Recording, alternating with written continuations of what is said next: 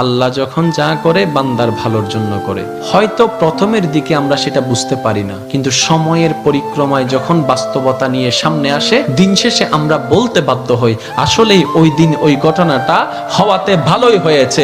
আল্লাহ কখনো বান্দার ক্ষতি চাই না। আল্লাহ যদি ক্ষতি চাইতেন সকালের নামাজ না পড়ার কারণে কান্না করে দিতে পারতেন, যদি আল্লাহ ক্ষতি চাইতেন দুপুরে নামাজ না পড়ার কারণে ল্যাংড়া করে দিতে পারতেন।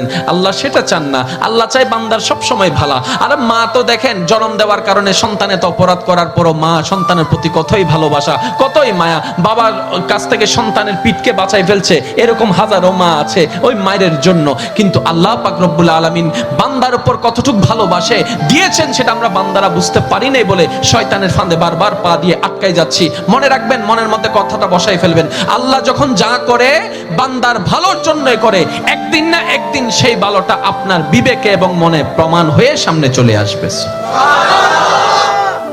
আমি বুঝাতে চাচ্ছি আমাদের সাথে সবচেয়ে কানেকশন কার বেশি ভালো থাকতে হবে, বান্দা হিসাবে আল্লাহর, উম্মত হিসাবে নবী রাহমাতুল লিল আলামিনের।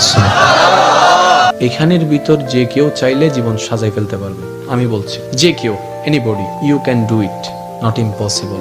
বিকজ ইম্পসিবল শব্দটাকে যদি একদম ভালো করে গভীরভাবে দেখেন, সেখানের ভিতর আপনি আশ্চর্যভাবে একটা জিনিস দেখবেন।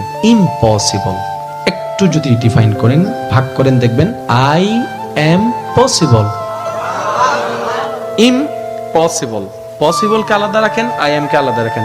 I M possible.